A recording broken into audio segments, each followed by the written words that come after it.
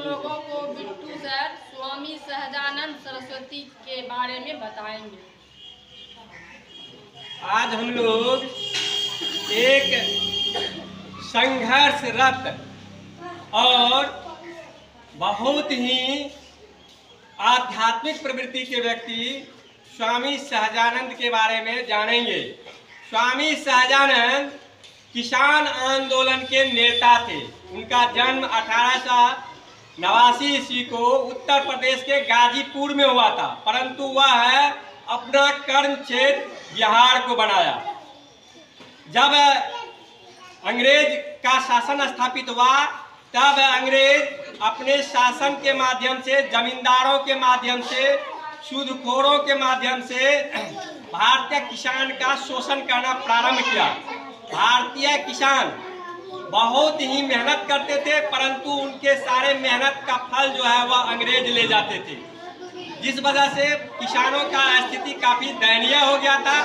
क्योंकि भारत एक कृषि प्रधान देश है, भारत एक कृषि प्रधान देश है, बिहार भी कृषि प्रधान देश है। यहाँ के 90% लोग अपने आजीविका के लिए प्रारंभ में कृषि पर निर्भर करते थे। वर्तमान में अपने आजीविका के लिए 70% लोग अभी भी कृषि पर ही निर्भर करते हैं। और हमारे 1.25 करोड़ से अधिक जनसंख्या का पेट भरने का काम यही किसान करते थे, परंतु इन किसानों को उनके मेहनत का सही पैसा नहीं मिल पाता था, मेहनत का फल नहीं मिल पाता था। इस वजह से स्वामी सहजानंद सरस्वती ने किसानों के दुख दर्द और समस्या को समाधान के लिए किसान आंदोलन प्रारंभ किया। हालांकि 1917 ईस्वी में गांधी जी भी ने किसानों के हित में काम किया था और चंपारण नील सत्याग्रह शुरू किया था। उसी तरह से खेड़ा में सरदार वल्लभ भाई पटेल भी किसान के लिए काम किया था और 1929 में बिहार आकर के बिहार के किसानों का प्रोत्साहन किया था। 1922-23 में मोहम्मद जुबेर और डॉक्टर कृष्ण सिंह भी बिहार किसान सभा का गठन किया था, परंतु निर्णायक काम इसमें स्वामी सहजानंद सरस्वती किए थे।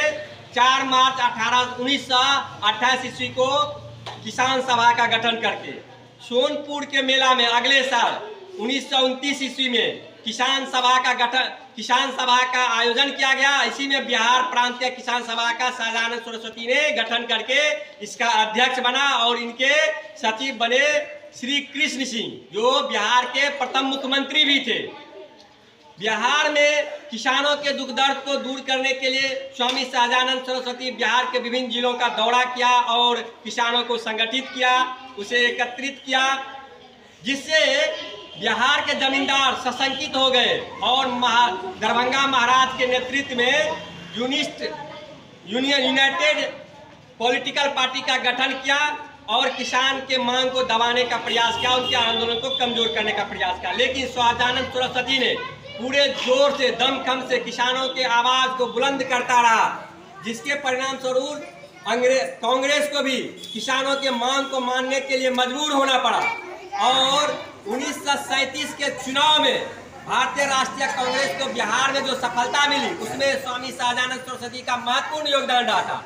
1934 ईस्वी में डॉक्टर राजेंद्र प्रसाद के नेतृत्व में किसान जांच समिति का गठन किया गया था। 1937 में जब कांग्रेस का बिहार में सरकार का गठन हुआ था तो दो एक्ट पास किया गया था, जिसमें भू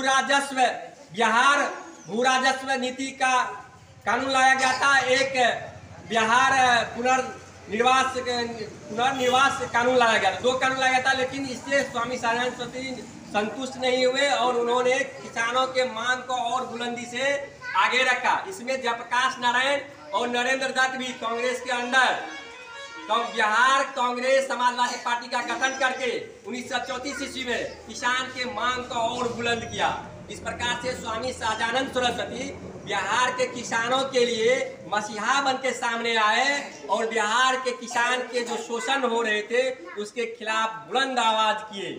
ऐसे महान किसान नेता को सत सत नमन और इनको स्वागत के लिए जोरदार ताली से इनका स्वागत करेंगे।